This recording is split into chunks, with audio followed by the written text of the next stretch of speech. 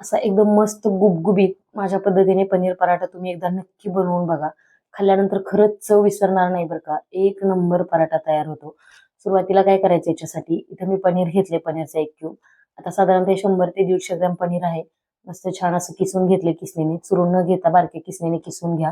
म्हणजे पराठा लाटताना फुटत नाही, अगदी एकसारखा लाटता येतो. मस्त पनीर किसून घेतलं. त्याच्यानंतर आता आता याच्यामध्ये जातील काही सुके मसाले. सुरुवातीला तर याच्यामध्ये मी चिली फ्लेक्स ऍड करते. चिली फ्लेक्स आणि ऑर्गॅनो जर घातलं ना तर पराठ्याला एक वेगळी चव येते आणि मुलं सुद्धा अगदी आवडीने खातील. चवीपुरती चिली फ्लेक्स घातली, साधारणतः अर्धा चमचा असतील. अर्धा चमचा ऑर्गॅनो घातलाय, एक छोटा चमचा धना पावडर घातली, चिमूटभर हळद घातली आणि एक छोटा चमचा इथं मी मिरची पावडर वापरली. चिली फ्लेक्स घातल्यामुळे मिरची पावडर थोडीशी कमी वापरा. आवडत असेल हिरवी मिरची बारीक कट करून वापरली तरी चालेल. खूप सारी अशी बारीक चिरलेली कोथिंबीर घातली, अगदी चिमूटभर चाट मसाला घातलाय आणि मिश्रण व्यवस्थित मिक्स करून घेतलंय. मीठ सुद्धा याच्यामध्ये घातले. जेव्हा तुम्ही पराठा बनवणार आहात तेव्हा मिश्रण करा आणि लगेच पराठा बनवून घ्या.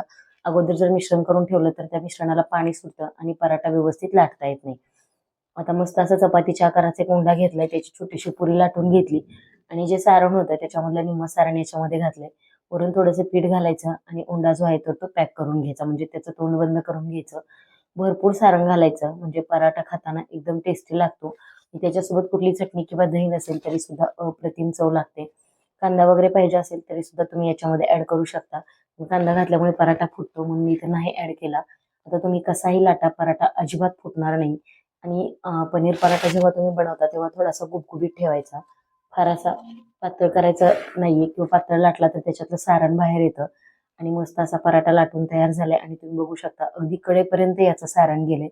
मस्त तव्यावरती तूप किंवा बटर घाला, छान खरपूस भाजून घ्या. आता माझ्याकडे बटर नाही, मी मस्त असं घरचं साजूक तूप लावून पराठा भाजून घेते. आता पराठा तव्यावरती एकदम असा रपकन चपातीसारखा टाकायचा नाही, भाकरीसारखा अगदी अलगद हाताने त्याच्यावरती तव्यावर सोडून द्यायचा. म्हणजे जेणेकरून तव्यामधलं वितळलेलं तूप बाहेर जाणार नाही आणि पराठा सुद्धा व्यवस्थित फुगला जातो.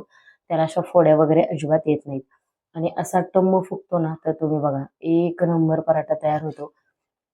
मुलांच्या डब्यासाठी असो किंवा सकाळच्या नाश्त्यासाठी पोटभरीचा नाश्ता, तर हा पनीर पराठा एकदा नक्की बनवून बघा आणि बघू शकता आतमध्ये खरंच कमाल चव लागते, कमाल.